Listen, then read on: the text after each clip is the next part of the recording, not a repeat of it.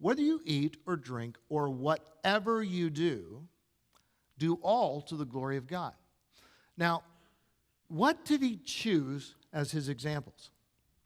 He could have said, and by the way, this is a good way to study the Bible. When you read what it says, ask yourself, what does it not say? What could God have said? What might I have expected God, given my point of view, which is often wrong, what would I have expected God to have said? Well, I might expect him to say, whether you pray or study the Bible or go to your small group or attend church or share your faith or worship God or whatever you do, do all to his glory. He doesn't use those examples. I mean, are we to do those to his glory? Obviously. Whatever you do, it says. But the two examples he uses are eating and drinking. How basic can you get? So when we eat and when we drink, we are to glorify God. We are to honor and glorify God. So we do the secondary thing, eating and drinking. Now, we think of that as pretty primary. Obviously, it's important. But we do that thing and everything else we do. So when I ride my bike to the glory of God.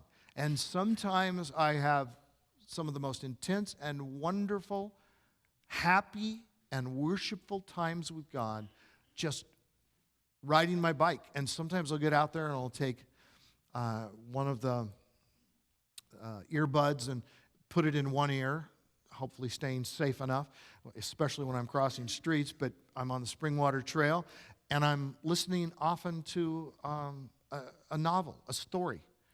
And so lately I've been listening to Tom Clancy's The Hunt for Red October. And a lot of people have seen the movie and haven't read the book, but the book, I never read the book. So listening to the audio, and it's just going, this is a great story.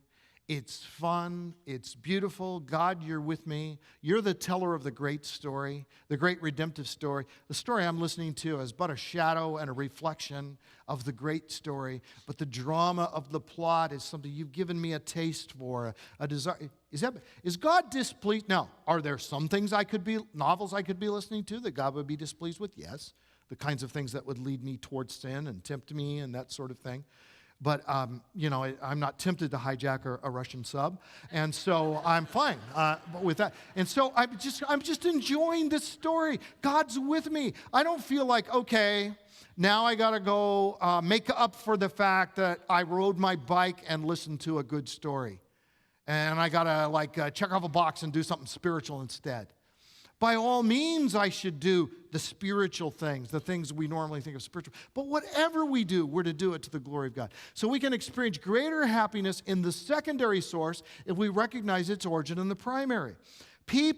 I can enjoy my dog precisely because I know my dog is secondary. My dog is not as important as people. My dog is certainly not as important as God. I do not put my dog over God. Now, some people actually do. They put their animals above, or they put a family member. They make that family member greater than God. And, what that does is it not only ruins our relationship with God, who's the primary, but it messes up that secondary thing, and the true joy becomes a very unnatural and kind of sick one. So Psalm 16:11 says, "You made known to me the path of life. In your presence there is fullness of joy. At your right hand are pleasures forevermore." Is God pro-pleasure? Is God pro-joy? Absolutely.